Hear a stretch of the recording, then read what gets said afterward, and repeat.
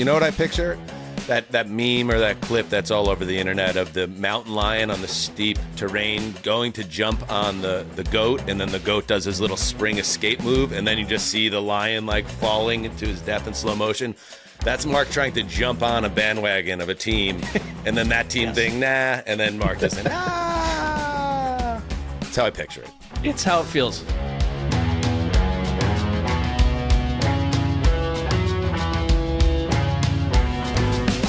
Heyo, welcome to Heed the Call, an NFL podcast. Dan Hanzus here with Marc Sessler, Conor Orr, Justin Graver on the ones and twos, second show of the week. How the hell ya feeling, everybody? Hey, Mark. Well, I don't. You've changed how I feel by introducing me that way, but I'll accept it. I don't know. It's like this is normally the week where we're breaking down like 18 games. It's a definite mental shift to come into this part of the year, but this is when I believe we shine in the offseason in a way that very few shows could claim to. I agree with that. I do have to say we're recording a little bit earlier than usual today to help out our producer, Justin Graver, who, you know, and we touched on this a few weeks back, but Justin's getting married in a couple months. We're all looking forward to it. We're already planning some North Texas shenanigans ahead of that wedding. It's going to be great. But also, we learned that Justin had opted to forego a traditional bachelor party in favor of something called a batch, which is a combined bachelor and bachelorette party, which is, I mean, a total disgrace. I think we all agree with that. Catastrophe idea theater. I mean, just like, this is like the NFL equivalent of deciding you've fixed your NFL franchise because you just hired R.C. Cola LaFleur and Nathaniel Hackett as your offensive coordinator. Like that's the batch party. So as we get this party going, Justin, the party being the show, knowing we're clearing the decks for your batch, it doesn't totally sit right with me because I stand against this with every fiber of my being. Would it make you feel better if you just imagined that my bachelor party, I was leaving for my bachelor party, and that's why we're taping it early, and just forget that a batch is even a thing, or no? I mean, to the point of why did you ever tell us you were doing it this way? Because you knew where it was going to go. I don't think he did. I think when he told us initially about the batch party, he thought it was cool. And, you know, like I've seen movies, Connor, we've all seen movies where there is this element in the plot where there's a bachelor party and a bachelorette party. It's the same weekend. It's like, then they all end up in the same place by a confluence of events. And then, you know, cut to the maid of honor and the best man banging, and they fall in love and everybody's having a great time. How about a movie, Connor, where a batch is planned and then everybody says, this is a terrible idea. Let's do a traditional separate party. How about that as a film? So Justin, and I think this is totally in line with his personality and the way that he secretly operates, has become a bit of a folk hero in the Orr house because I explained the batch and how outraged I was on the home front. And then I was like, God, could you imagine if my bachelor party was with, and then I listed some of the people that would have been at my bachelor party if we had done a joint batch. But then the counter to that was, I think this is really a nice thing that Justin's doing, and your friends are idiots. And remember all the dumb stuff you did on your bachelor party. And then became an indictment of who I am. And then this precious little Justin who does the, you know, with his hands in his pockets, and he's just like staring at his shoes like, oh, I'm not doing anything wrong. He just keeps rising up the rankings, public approval rating rising. And it's just frustrating to me that no one can see it the way that we see it. It's a toxic situation. It really is. Specifically. Yeah. Yeah. Yeah, I'm sure that will be the entire comment section. Oh, Justin's just so progressive, and these dinosaurs don't understand. Well, that would be my question. Like, Justin, like, is this wasn't even a thing when I had a bachelor party and not that many years ago, right? Like, is it the thing that everyone's doing now? I don't know, honestly. I mean, I have never been to one, and You I've been cooked to it a up on few- your own. Yeah, I've been to a few bachelor parties. I have another but theory. the idea was like, our wedding party, because Jessica's from Switzerland and most of her friends she made in LA, and I have some LA friends, but a lot of friends from back home, and they're all in the wedding party. We want the wedding day to be the best possible day. And obviously in the lead up to that, the wedding party spends a lot of time together, and there's like the Friday night rehearsal dinner with the wedding party and all that stuff. So we wanted all of these people to know each other well, and this weekend serves as a great way for them to have like a shared experience, bonding moments. We have a whole great weekend planned with like a murder mystery night and a quintathlon It's a lot of work. competition It's a lot of work. events. It's a lot It's of going to work. be awesome. Gotcha. We got it. Yeah. We got it. This was the work of Jessica. Okay. I got it now. I figured it out. Okay. The wife to be decided. Yeah. That's what happened here. Maybe was we can my get some idea. confirmation later in the show. Let's just stick a pin in this one. All right. I think I figured this one out. All right, let's open Whatever up. evidence you produce, Justin, the case is already closed in the mind of one Dan Hanzus. So No, sometimes you could just minority report something and just like zoom, zoom, zoom, zoom, boom. You know what I mean? Yes. There it is. All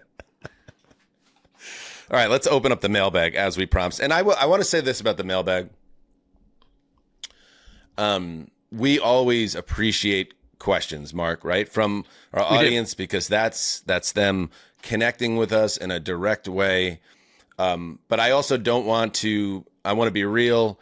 The questions have to be up to snuff. Conor, you sent us that clip of the UCLA coach. We're not above, taking it to the listeners if they fail us. You want to play that clip, Justin? I would like to give you a kudos for the worst question I've ever been asked.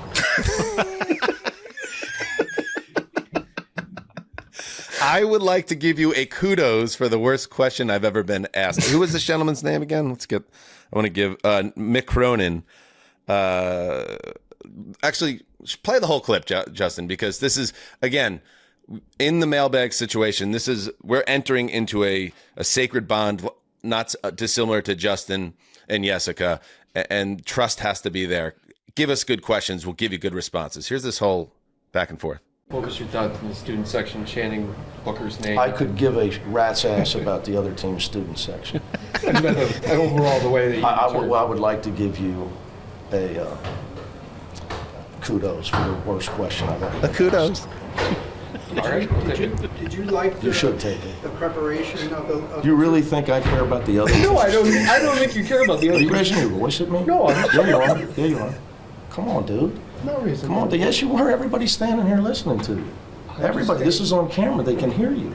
I answered the question. I could give a rat's ass about the other team's student section. I coach UCLA. I don't care about Michigan State students. I mean, who cares?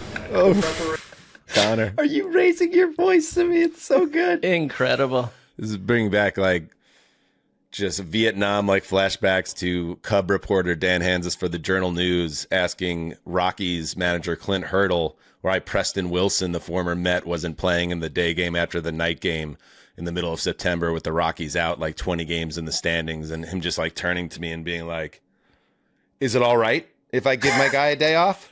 Is that okay with you? If I give literally 23 and pissing my pants." You're suddenly in like shame. 3'4". You ever get really dressed down, Conor? Truly dressed down, where you felt like you were gonna just be a puddle? Oh, yeah. I mean, Sean Payton's a great example. It's happened 100 times in the NFL. My favorite one, though, was similar to baseball because you had to parachute in as a young reporter, and you would do it when the baseball writers needed a day off. Yep. And this was when the Yankees were essentially phasing out Jorge Posada. And this was so dramatic, right? And he was being dropped in the batting order, and he was being removed from from catcher, daily catcher. Yep. He was an every other day person. And, it's this weird code in baseball writing where if you don't ask a question, you're taking basically intellectual property from everyone else, and you're kind of like a leech, right? But if you do ask a question and you it up for everybody else, Right. then you're an asshole. And so with Jorge, Anxiety building. Yeah. So with Jorge, everything kind of comes to me. There's like 30 people packed around his locker. And I was just like, is there anything you like about being a DH? And I just have this like dumb smile on my face. And he shakes his head and gets up and just leaves the locker room.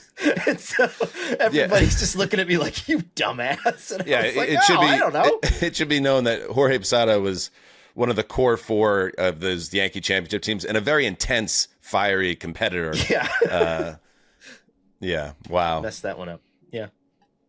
Hip, hip, Jorge. All right, let's open up the mailbag. There are no bad questions. There are bad questions, but we phased out most of them. So Justin is going to fire them up, and then we are going to respond. Go ahead, Justin. All right. First question comes from Adam. What will be the biggest trope alert of the offseason? Is there a team or topic you're already dreading talking about for the next 7 months? Connor, you're nodding your head. What jumps out to you immediately? Oh, it's like a whole web that stems from the same idea, right? And it's that this team is going for it because guess what? John Harbaugh just got fucking fired. Everybody's going for it because these coaches know that if they don't win right away, they're going to get fired. And so what happens is these teams, will sign Tyreek Hill. And then what else we're going to end up having are like those so stupid, like Ari and Dove tweets that then tweet the lineup, and it's like Drake May plus Tyreek Hill plus Stephon Diggs. Who's going to stop them? And it's like, well, probably like 7 teams this year are going to stop them. Right. You just named a young quarterback with 2 like 34-year-old wide receivers coming off major knee injuries. Right. We could probably poke some holes in that. Right. So that all kind of bundles into the worst trope, which is that this team is going for it without recognizing the fact that like every NFL ownership structure is a toxic cesspool that forces teams to sign poor performing or past prime veterans, and then it regenerates the hype cycle. And just I don't need it. I'm not here for it. I don't care how this plays out. I am JJ McCarthy'd out. Ooh. Like I feel like whatever interesting direction or non-interesting direction this takes, and it's going to start with Kevin O'Connell being pegged with a billion questions at the combine and go through the entire offseason. Because we may not know if JJ McCarthy is like even the week 1 starter until days before. It's going to be a long offseason of discussing this underperforming quarterback and whoever they add to compete with him. I think that's a good one. And the way I see that as a specific storyline of the league right now playing out, and what makes it frustrating as a trope for me, is not just that that's going to be a continued like focal point around that team. It's that we're probably going to know exactly what the Vikings are doing, but then we have to go through the charade of training camp in the preseason of them pretending they didn't already decide that the guy that they bring in the next 2 months is J.J. McCarthy's replacement. But we have to protect J.J. McCarthy and our investment. So we're going to go through the whole summer pretending as if we still see J.J. McCarthy as the future and he has an equal chance to win this job, when it's actually quite clear that they've probably already moved on from him. They just fired the GM, by the way. But we can't really do that. We need to hear all the quotes coming out of camp about J.J. McCarthy making the leap and how the game's slowing down for him. And last year was a good learning issue. And I was never truly healthy, when the truth is it's going to be Kirk Cousins or Aaron Rodgers or Daniel Jones or someone else as the quarterback of that team next year. We are just baked into a dog and pony show, and there's nothing we can do about it verbally. Real quick, I'll just say, again, I want the Titans to be better this year, but this trope of coach who has already failed, but it seems like a cool hire, so we're going to forget about what happened in the past. So in this case, Robert Saleh, and then Cam Ward. It's almost like the Falcons now have been transferred to the Titans. So it's Raheem Morris. Like, wait, I remember Raheem Morris. He's not good at head coaching. No, everybody likes Raheem Morris. They actually think he's a good coach. It's now getting a chance to be successful. Now that's Robert Saleh. As I said, Cam Ward replaces Michael Penix. And there's just going to be a ton of hype. There's going to be so many people that are going to predict Justin's Titans to make the playoffs. And you almost don't want that to happen, Justin, right? You almost rather them be at a medium level of growing optimism, not be everybody's like darling pick as the surprise playoff team. I think rarely that's what's goes well. happen. Yeah, because usually it doesn't. When everyone gets behind something like that, it goes haywire. You want it to find that middle ground. Maybe this helps where the Titans in general are kind of obviously lower in the pecking order in terms of national discourse. Maybe that will help depress it, Justin, but we don't want them to become the new Falcons or the new Giants last offseason, something like that. Yeah, I'm totally with you. And I'm also fearful that, like, the NFL is going to want to... I don't know if they'll do this. They never do this. Are they going to put the Titans on primetime like 4 times next year? Because it's like, let's catch Cam Ward's breakout season just in case he breaks out. But then the backfire version of that is the Titans are still terrible and boring to watch. Yeah. So I don't think they know. will. They're not set up to go suddenly get way too many primetime Yeah. games. I agree. think like 2 maybe. Do you know what I hope think you're it right. will be similar to? As Wes used to call it, the Bermuda Triangle, which of coverage, which the Titans existed in that Bermuda coverage. They actually are going to need to make the leap and be an exciting team and a playoff team this year, and then they'll get a couple games. They'll get some pop if Ward is an exciting ascendant star. Anyway, all right. What else we got? Dish it up. Dish it All up. right. Next one comes from Glenn Hammond. What is your bold onion hanger NFL related offseason prediction? Bold onion hanger. I've got something ahead, comes Mark. to mind. Got to be bold. On the other side of the NFL draft, a major name at the general manager position will be fired. I like that. It's happened before. It's happened before. We did have a coaching cycle, a very active coaching firing hire cycle that had a somewhat unusual amount of GMs that retained their jobs, even though the coach was fired.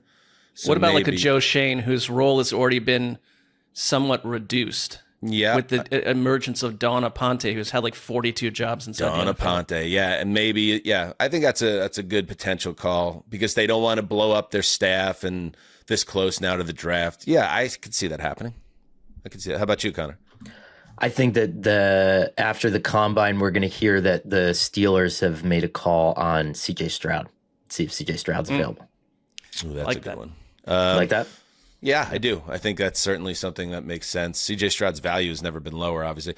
I'll go with Kyler Murray doesn't go anywhere. Kyler Murray stays in Arizona. I don't know if that's that bold, but I think that one, when you do kind of like break down and mention LaFleur, and he looks at his other options, that it might not be too appetizing, the alternative, and then on top of it, you're making a major financial, eat shit situation with Kyler. That would be my bold onion. I think hanger if like that's not that they bold. could get a call on him too from someone.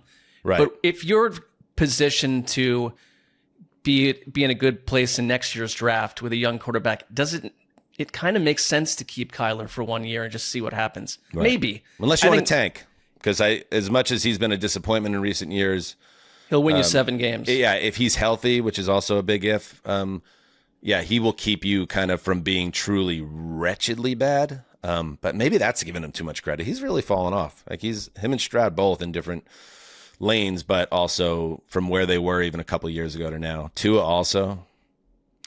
Just amazing how quickly the stock, how things can change so quickly, where you can go from getting a contract like Tua got to being a team desperately looking to get rid of you. It happens quickly. It's going to be interesting to see if LaFleur falls for the same premise that Jonathan Gannon did. But in a lot of ways, they're both right? I mean, like, you're going to get fired after 2 years if you're not good at this. And so do you want to burn one of those 2 years and burn all of that equity with, Clayton Tune at quarterback because you're going to get a better option in 2027? It's like, no, I need Kyler Murray to win 7 games and make it look like I'm legitimizing my place here. That really is the only option. That is. It's a great point too. I mentioned it about Halfley on our last show. It's like you put these first year coaches in very difficult spots where it almost benefits the organization to go 3-14, but that's what leads to impatient owners firing head coaches. Yes, so it's like it's not lined up properly. And they have a responsibility to their staff as well. The coach side of the whole tank thing is convoluted. All right. What's next, Justin? All right, next one comes from In the Footsteps of Giants podcast, which sounds a lot like Walking with Giants podcast. Footsteps, walking. Would Possible Denver legal. have won the Should Super we be Bowl? litigious about this? Yeah. That seems a little too close to our intellectual property, Marc Sessler. Yeah, I don't know if we want to drag Christopher Walken into a legal issue at this point. It's Yeah, thorny. we try to keep him sidelined on it, you know. Yeah. Well, I don't want to. I don't know the power of this podcast, this Footsteps of Giants podcast. I'd like to assess more before I take them on in the corporate war field. Very heady thinking by Marc Sessler. A great legal mind. All right, what do we got? Yes. Would Denver have won the Super Bowl if Bo Nix hadn't got injured? I want to use this question more to tee up another question, which I personally, and let me know if you disagree, but I don't think anybody here was as big of a fan of the Broncos as I was. I think the Seattle Seahawks proved themselves as the best team. They were in the better conference. The Rams were the second best team. I think the Broncos would have put up a better fight than the Patriots, who were clearly inferior to Denver, but benefited from immense fortuity with the injury of Bo Nix. But I think the Broncos lose in the Super Bowl. My question to you guys is, what in your fandom qualifies as that biggest, shit, like what if sliding doors moment? Because Broncos fans are going to live with that forever. And I could talk to my intense Broncos fan friend here in town, but if you ask many Broncos fans out there, I bet this season will now zoom to the top of the list of like the great what ifs of all time, right? Like, oh, we would have beaten the hell out of Sam Darnold with our defense. Like things would have been different, but you never get to find out because sports can be cruel like that. What's one that jumps out to you?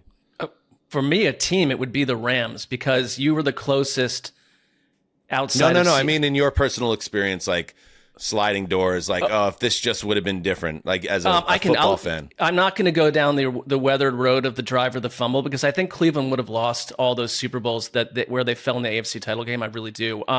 For me, there is an incredible oral history out there of the Butch Davis era Browns who took Ben Roethlisberger out in a driving rain to have him throw the college boy from Miami of Ohio before the draft, and they do not select him. Instead, they take Kellen Winslow Jr., who in the same offseason that Ben Roethlisberger got into a motorcycle accident or broke his leg or something, or he wound up being fine. Kellen Winslow is out for the year with a broken leg, and Big Ben goes on to dominate the Cleveland Browns for 1,000 eons. So that is an annoying sliding doors for me. How about you, Connor? Mine's probably like a three-way tie, just very quickly. If Manti Te'o didn't have a fake girlfriend, how does he play against Alabama in the national championship game?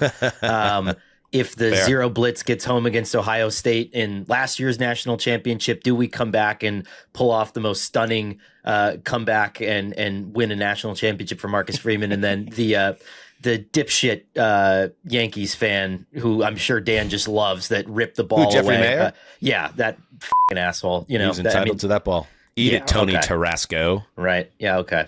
So I think it's just that's a three-way Richie tie for Garcia me. down the right field line had a great angle on it, and there's nothing you could do about it.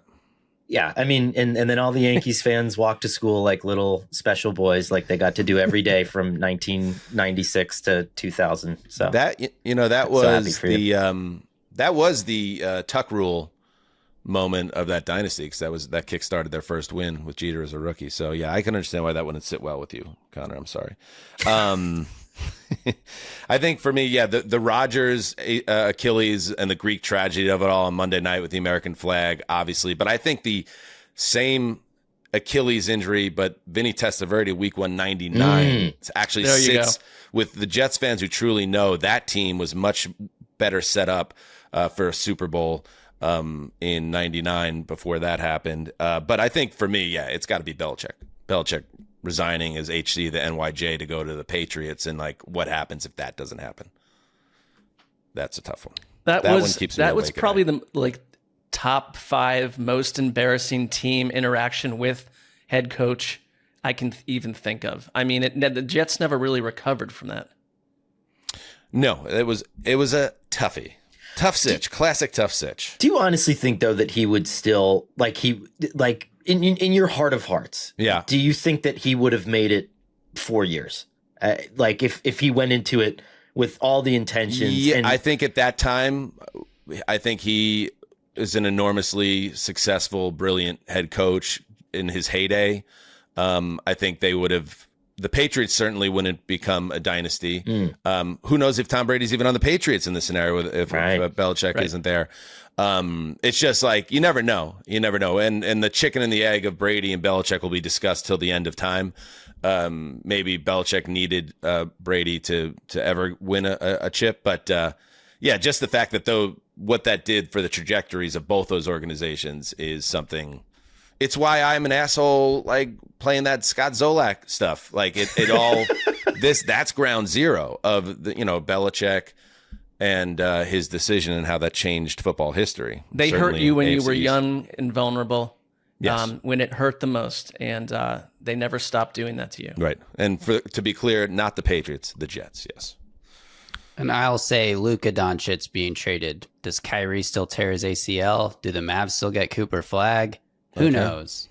I mean, the fact that you ended up with Cooper Flagg, like a generational rookie, kind of takes the sting out of this one a little bit, though. Come on. It does, but it has Come like on. my fandom Dan has just been totally dismissing Justin. Well, the guy is already like on his way to the superstar club. up. He's like this charismatic, like young, like dude, and that the people of North Dallas are really, I imagine, into, and a great young talent. It's not like you you ended got up. something, Justin. You can't Yeah. feel But go totally ahead. pleased. It's true, but something about the trade has it feels permanently affected my fandom. Like I've watched like 5 Cooper Flagg games. I've watched 5 Mavs games this whole season. Like I didn't watch the NBA All-Star game for the first time in like 25 years. Like I don't even care about the NBA anymore. And I watched every single Mavs game that Luka Doncic played. Every single one. Okay. And here I am a year later, like I don't care about this team at all. So even with Cooper Flagg, it's different. Upside is the Dallas Mavericks won't be interrupting or derailing your batch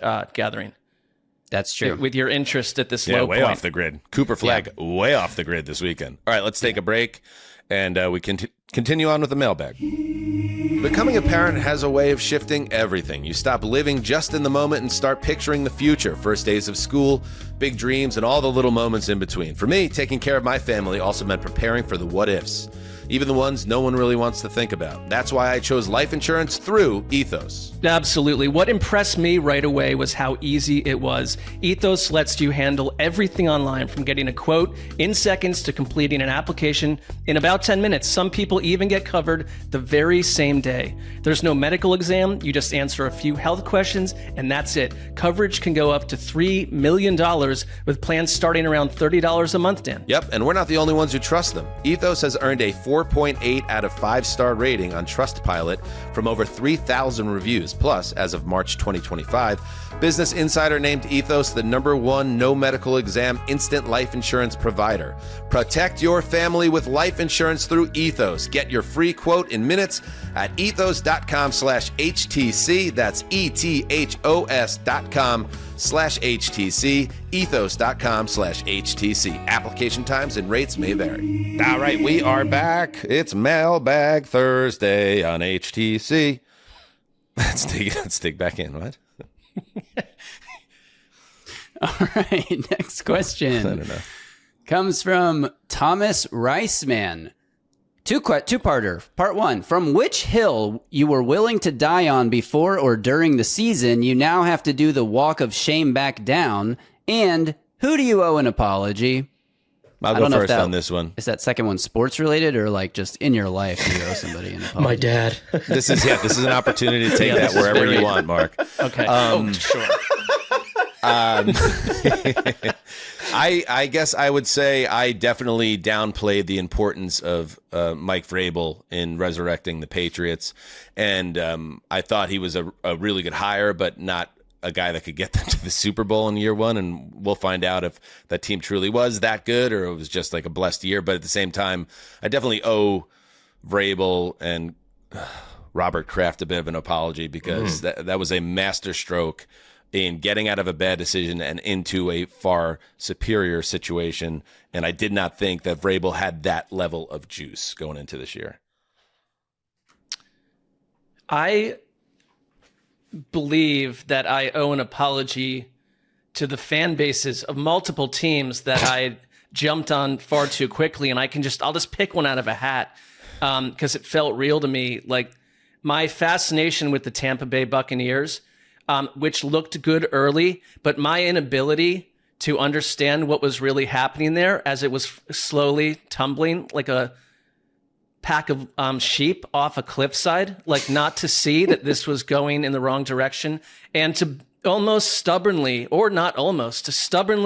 stick with the concept of the Bucs months after it was stale cheese to bring up as a topic. And so I apologize to anyone listening to this. Anyone in you know what I earshot. picture?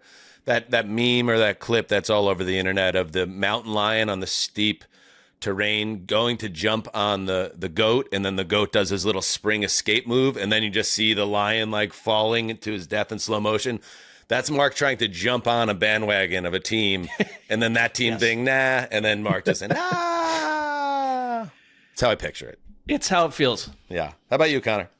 I would say to answer the first question, nothing. To answer the second question, fucking no one. And to add a third, you. I mean, like, honestly, like, this isn't like I'm right all the time, but this is like asking, someone like, why did you write that song? And then it like, why did Nelly write Hot in Here? And then like a bunch of girls got in trouble for like grinding on someone at the school dance. It's like, I don't know. He was feeling it in the moment.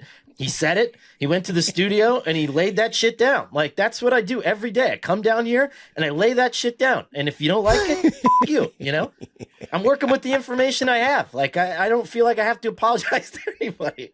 I think we got the lead for our show there. Yeah. The lady doth protest too much.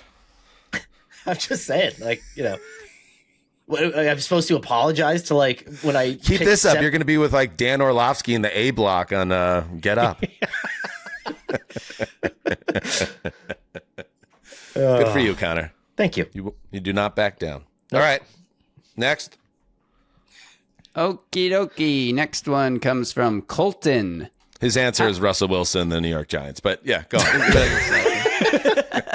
I want someone in this room to look that guy in the eyes like I had to and tell him he wasn't going to be successul. No, you were the right man for the job. The moment in the park. Was that in the park during the catch? Yeah. Yeah. This guy's got the pelts on the wall. So you want to come after Connor, you best be ready. You better bring everything you got. And it still might not be enough. Yeah, Matt Reisman. Reisman. Rise this. Next question comes from Colton. How bad of a move, from 1 to 10, was it for the Raiders to promote Rob Leonard to DC just to appease Max Crosby? Is this a solid choice or an ill-timed feeding of the crocodile? Ooh, old Robbie Leonard catching a stray from Colton Kidder in the biggest of all spots. Not quite, but he is questioning perhaps the Raiders trying to put a Band-Aid on a wound with Crosby. I think the issue, I would say this, Mark. This is all I'll say on this topic. Mm-hmm. The Raiders are desperately trying to establish a culture and move forward as an organization and get their feet on solid ground. And maybe they could finally do it now with Kubiak and Brady handpicking perhaps Fernando Mendoza with the first pick and having a solid for once draft and a smart and sensible free agency. And the final piece, I would think, in the minds of the front office is Max Crosby is exactly the type of dude we need in this building to get these young guys to understand what it's all about. And he was born to wear the silver and black. So we are willing to take a chance here with perhaps an untested or unproven DC, because that's how important it is to keep Max Crosby in this building. Your thoughts? Yeah, I'd agree. I think that if you look at their cap situation, their draft artillery, like, you're not put into a position where you need to move Max Crosby the way I might feel about a Myles Garrett if it were more tenable to do that. Like, Crosby, the more you hear about him, as like he's the light at the center of that locker room, and he galvanizes that whole group. My concern a little bit would be that this defensive coordinator is a first-time play caller. He's very young. Clint Kubiak is doing this for the first time as a head coach, but grew up in it, and I totally like that. So I'm willing to roll it. I don't think it's a mistake. The one name out there, though, was Jim Schwartz being floated with a link to the Raiders. Now, you put Jim Schwartz with Max Crosby, and you're telling Max Crosby, here's a guy that could maximize everything you've ever done sack-wise and numbers-wise. You could have one of your biggest seasons. There are whispers that he could still, Schwartz could still join the team in a different capacity, but that feels like it's floating away when you've named a new DC. Why would he do that? Yeah, you cut Leonard off at the knees. I guess like the way that even Mike Vrabel did it with the Browns. If you have no job and you want to, it's work. So Rob Leonard was the Raiders effectively their plan C last year. And here's how that went, because they wanted Robert Saleh, and they were going to pay Robert Saleh like $6 million a year to be the defensive coordinator and then hopefully take over for Pete Carroll in a year. Once Robert Saleh went to San Francisco, Patrick Graham, if you remember at the time, was a finalist for the Jaguars coaching job and was a potential bundle with Liam Cohen in Jacksonville. So the Raiders were waiting that out. And at the same time, they were interviewing Rob Leonard for the defensive coordinator job. They really liked him. They thought he was an upcoming candidate. And so I think that's one where, with Clint Kubiak, I don't know if it's unproven in a sense, because I think that he had a lot to do with the way that they called the defense last year. You're basically just kind of keeping things on an even keel, which is fine. I mean, and I think that Rob, to me, represents like, hey, this might be a better option because we don't have a dossier on this guy yet. Whereas if we bring in, whatever, hardened old DC X, it's like we kind of know what we're getting a little bit. All right. What is next? Okay, next one up comes from Albert Godleski. Albert Godleski. Godleski, perhaps? Godleski. Good one, Mark. Big Al. Okay. How do you guys still have fun with the football season when your teams are pits of despair? Signed, a Cardinals fan. And we compare this with the next question as well, which comes from Adam. Am I destined for eternal sorrow as a Dolphins fan? Can a poorly run team ever find long-lasting or even midterm success? Well, we'll start with the first question. Having fun means, disconnecting from the fan side of things and just following the league as it is and the soap opera that it is and all the fun storylines. And if you really love football, you'll still get a lot out of the league. But I'd also be lying to say that football is not as fun for me as it used to be, because you lose your team, in my case, for 15 straight years without a playoff appearance. It fundamentally changed my football fandom, and I imagine I wouldn't be following the league as closely if I didn't end up working for the NFL and doing this for a living. At a certain point, it probably would have turned into like my Knicks fandom, which lapsed in the first 20 years of this century before they finally came back. So it's hard, and you just gotta, I guess, try to keep the faith. But the point made by the second person here, Mark, is a good one, which is like, you're trying to feel hope, but you don't trust the organization's way of getting out of it. Like, is there any way that could ever happen? It's tricky. It's tricky rooting for one of these teams. There's connective tissue between all these bad teams that seem to never escape the swamp they're in. I mean, I go back to for me, it's like, can I reconnect to the passion I felt as a young person for the Cleveland Browns, right? Like, it's there historically. In a certain mood, I can. I mean, I lived nomadically in like 5 different cities in my 20s and early 30s before I came to LA. And the first thing I do in every town was find in New York City their Browns bar, like 150 Browns fans there every Sunday. Denver, a raucous Browns bar where fights would occur and like people would be carted out, thrown into cabs. Like Phoenix, LA as well. Like there's multiple ones in LA. And when the Browns would lose, it would take me till Wednesday or Thursday to kind of reconnect with football and the sport and the sting of it all, and working in it, because we all have different functions and we've had different functions. Like, you really can't let that happen. I think that's my larger point, is that like I have to almost guard myself, or have in the years doing this, from falling too deep into the well of like this one team's result because there's so much else happening during the week. And so my passion comes from this show, from broadcasting, from talking, from at times writing. And I can't let the Browns shake that, or I can't follow. I've got to be this. I can't do this with the Cleveland Browns. I 100% agree. And we've both lived this during our time covering the NFL now. In a weird way, it's sad, but also secretly helpful. It makes the job easier because when the teams are so hopeless, you can disconnect easier.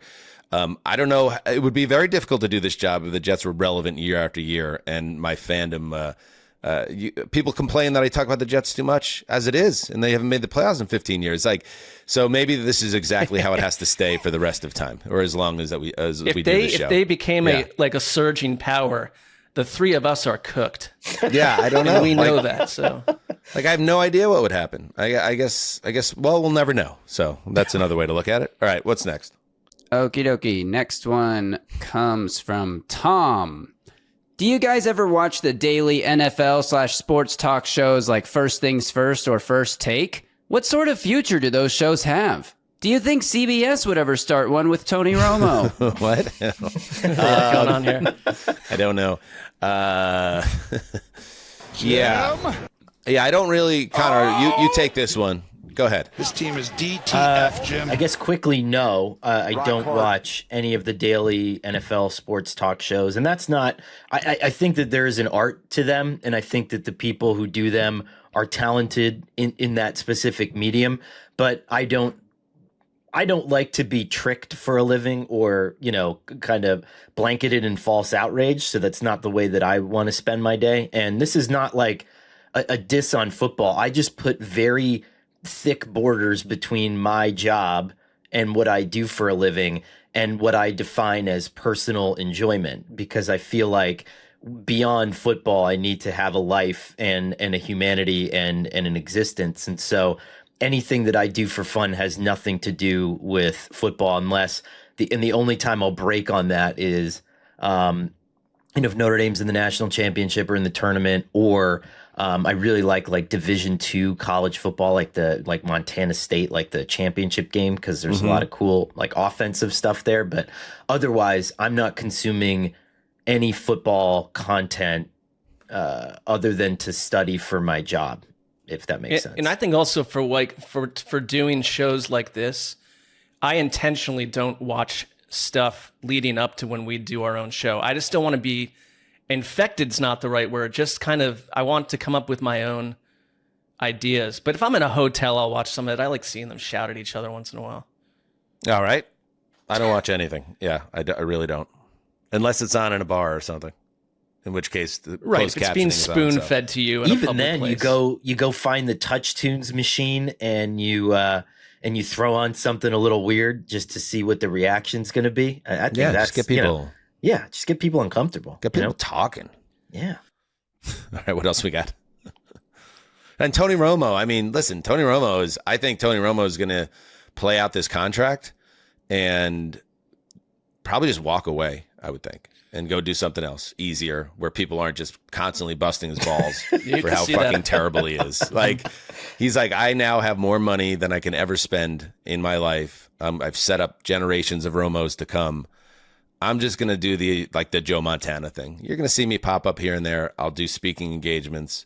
I'll play a lot of golf, and everyone can go f*** themselves. That would be if I was Tony Romo, that would probably be my path at this point. I mean, if you can, you're not robbing a bank or anything, but if you can get out of all this with $38 million and never have to look at Twitter again. Isn't he getting like $20 million a year?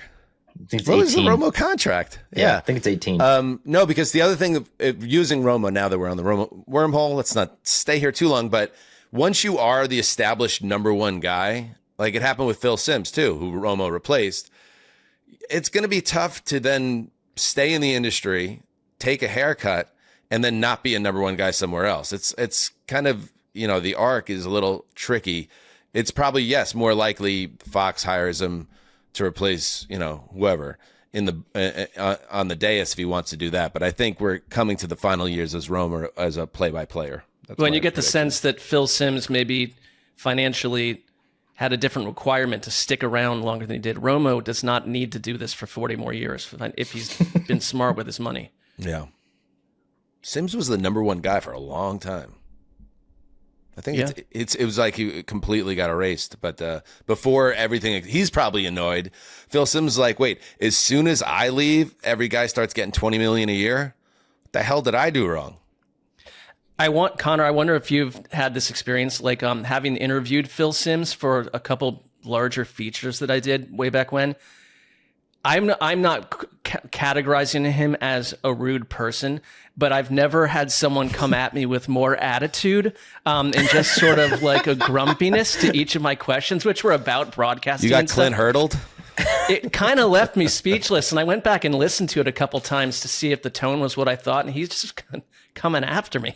I don't know if it's just me, but I always get mouthy with like NFL legends and handlers of NFL legends, because my take on it is, what else do you have going on today? Like, I've got about 11 things to do. I've got to pound out this feature, and it's kind of a good thing for you that people are still thinking of you in a way that's tied to the current game and that the zeitgeist hasn't totally passed you by. But if you want to be an asshole, I'll just tap in 2 questions and hang up the phone, because I got to pick up 2 people at soccer practice, and it's Ash Wednesday, and I got shit to do. So sure. We are allowing this to be a therapeutic session for Connor on multiple levels, I sense. I mean, it is nice. It really is. All right, let's take a break, settle down, and come back and finish the mailbag.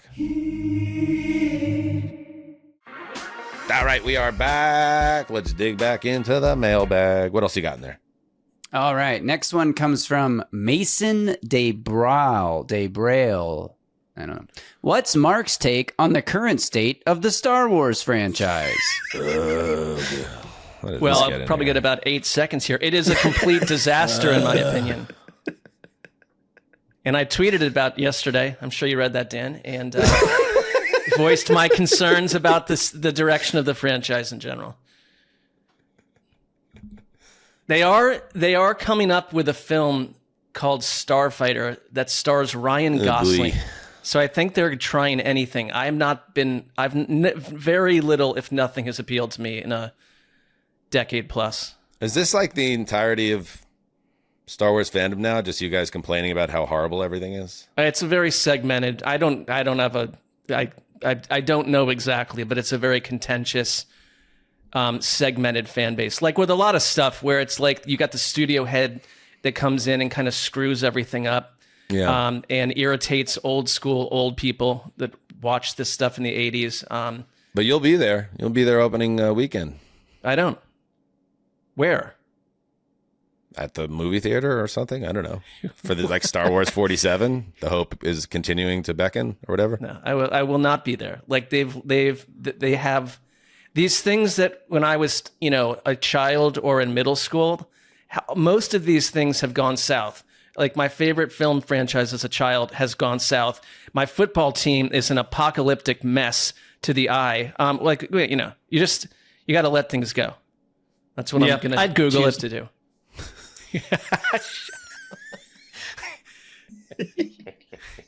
Google this.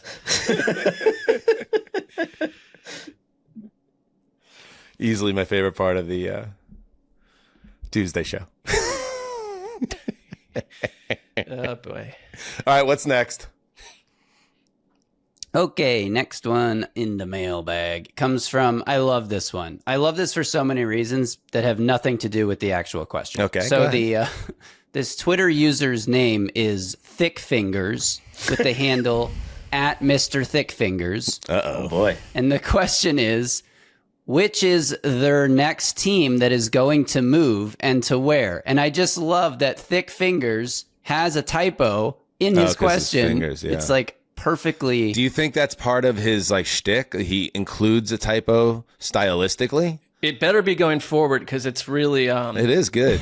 It's a talker. Can you check some of Thickfingers' other tweets to see if we have multiple typos? Sure. Because that is a pretty good hook. Everybody needs a hook, Connor, and Mr. Thickfingers has got his potentially. Let's also pop into the visible likes just to make sure we're not promoting something that could be really dark or smart. disgusting. Yeah. Also, yeah. Just button that one up. Let's button that one up. Yep.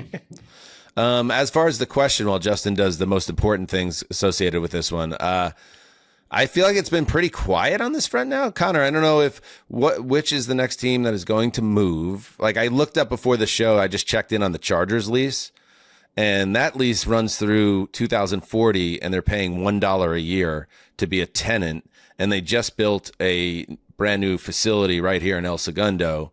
So I don't think the Chargers are going anywhere soon, even though I'd love to see them back in San Diego, as many others would. Is there a team that sneaky could be in danger of rattling some cages? I don't think so, because we saw Buffalo cave. I think we're going to eventually see Cleveland get what they want. We're seeing the Bears play that political game of hardball, right. and maybe they're the team that, okay, they're going to move to like Gary, Indiana, which is like 45 minutes from Soldier Field, and that's technically, a move in someone's we're talking mind. more like the apocalyptic, like right. losing your team to another market entirely situation. And so here's my take on this, and this is not an endorsement or anything that I see going, but I think it's not. I don't think it's out of line to say that we're in fragmented political times and that we tend to bounce between extremes on both sides. And I think that the teams that you would look for are the teams that in like 2 or 3 years are going to need new stadiums, but are going to be under the political control of people who are, maybe more anti-billionaire, anti-industry, anti-taxing people for the purpose of, so if the political tide shifts majorly, you're looking at blue state teams that whose the ethos of their governing bodies are not going to be, let's give a bunch of tax breaks to a billionaire NFL franchise, right? I think that might make some sense. And the Chargers are the one team that I looked at and thought, well, there's not a fan base here, but the lease and all that stuff makes that much more complex. I kind of think it's more likely, although I hope it doesn't happen, is when is there talk about expanding? When do we want to add a team in Mexico City? Or I don't know why Canada gets blanked on every international project we attempt in the NFL. Because they absolutely failed their audition when the Bills went up there for a few years. They couldn't fill the Rogers Center. It just didn't connect. I wonder if they did that same exercise 10 years later, if it would have a different result. But I bet the NFL has regrets about how they rolled that whole thing out. But sure. It's fair to mention that. I'll just say when we worked at NFL.com, like the first 5 years, 6 years, 7 years there was just a constant drumbeat about teams potentially being on the move and all this other stuff. And I think when that stopped, and it was almost like a black and white thing, was the moment the Rams and the Chargers came to town, because for years and decades, in fact, Los Angeles was used as this major like chessboard piece that owners could say, well, if you don't build me a stadium, I'll move back to LA. They don't have a team there. And when that finally, and the league could use LA as a chess pawn as well. Like, it wasn't until LA got filled again as a market that a lot of these teams lost that massive leverage piece that they could use to scare constituencies and fans. And I wonder if there's just not like that obvious move that owners can use as a scare tactic. Right, you're right. And one of the moves that happened right alongside that was the last of the terrible old stadiums in Oakland being dispatched for the Raiders going to Vegas. Right. I mean, they were always kind of like, that was a one to watch. I feel like there's so many teams with shiny new stadiums and deep leases that it feels like a stable time on this front. And they left. The Raiders left California, and what they did, I don't love it. That building. Anyway, it's just no personality. It's the Raiders. Go ahead. Shameful. I scrolled through many, many Thick Fingers tweets. We got a Thick Fingers update?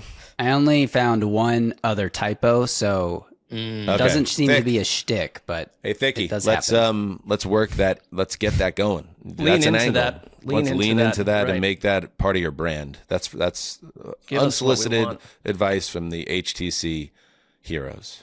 All right, what else?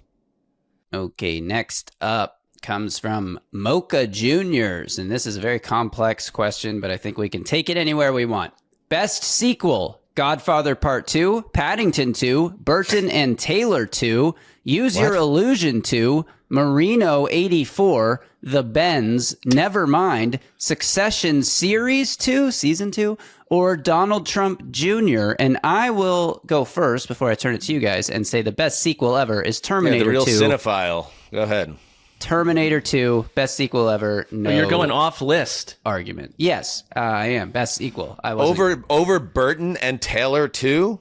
What is Burton and Taylor? Yes. I guess that's Elizabeth Taylor and the actor Burton getting married a second time. I guess that's what it means. I know Godfather Part 2, know it. Paddington 2, yep. Burton and Taylor married. Use Your Illusion is the Guns N' Roses double LP from 91. Marino 84. They put them both out on the same day. Oh, Use Your that's Illusion right. 1 and 2. Yep. The Bends as a sequel, I guess, to Pablo Honey. But actually, the move there would be OK Computer as the sequel to The Bends, or even Kid A as the sequel to OK Computer. Nevermind, I guess, the sequel to Bleach. But really, you should go In Utero there for Nevermind. I don't know, man. I don't know. T2 is a good answer. I'll go there. That is a good answer. The greatest action film of the 90s and maybe of all time.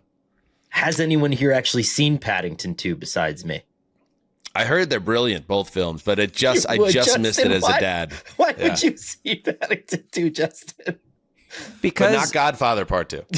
Look, Paddington 2 is pretty much a perfect film. I mean, from like a Justin was the only one who understood that Paddington Bear 2 was amazing. Here we go. It is an extremely well-made film and a well-told story. And Paddington 1 is a good movie too. I love it. You were looking through the lens of a cinephile.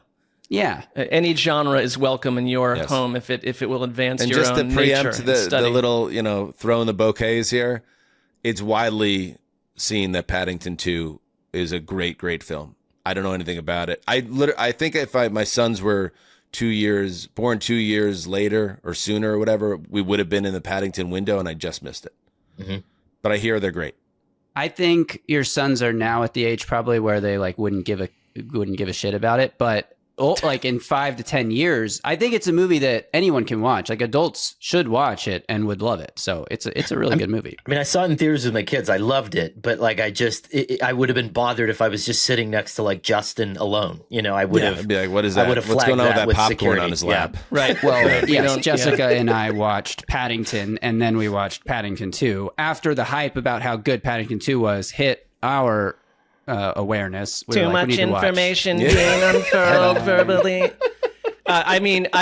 So we're coming out of this conversation with somewhat of an agreement that Paddington 2 is the best sequel.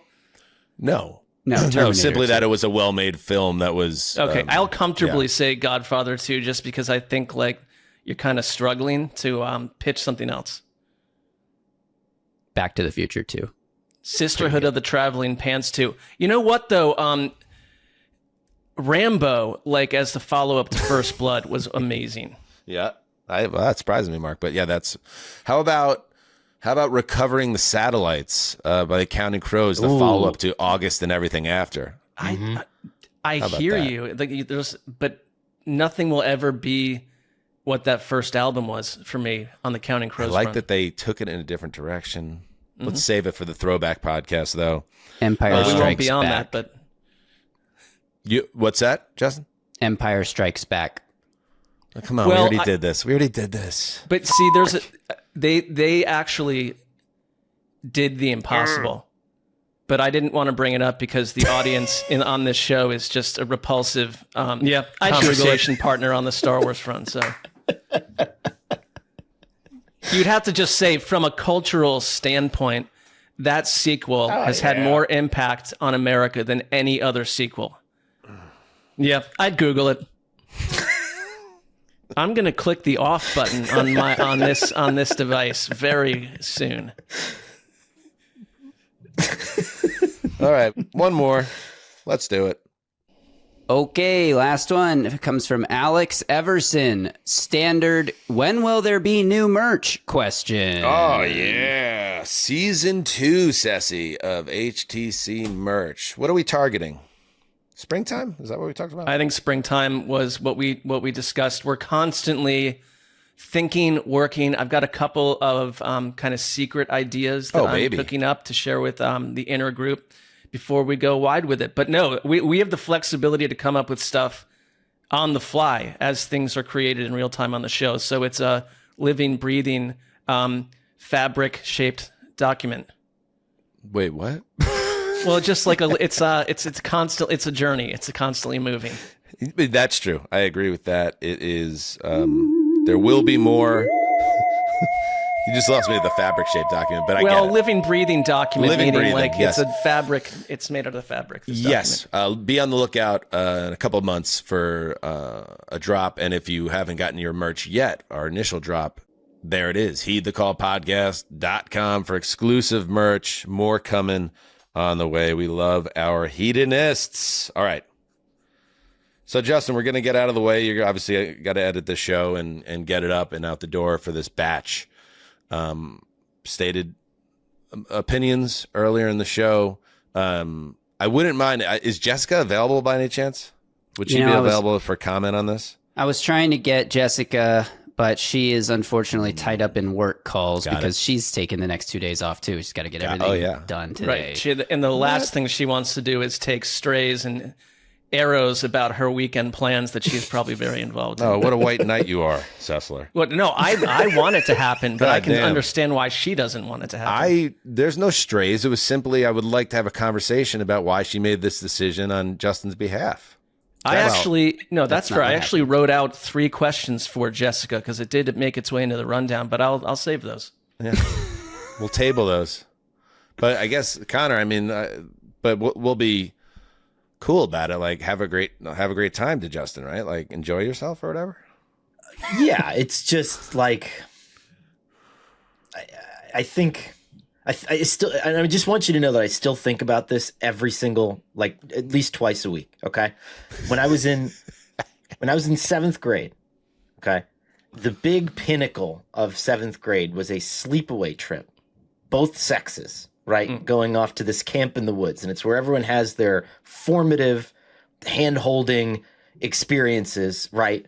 And my dad poses me the option of you can either go, or with everybody else gone, you can be the one kid on your Little League team that stays and that affirms his commitment to this group.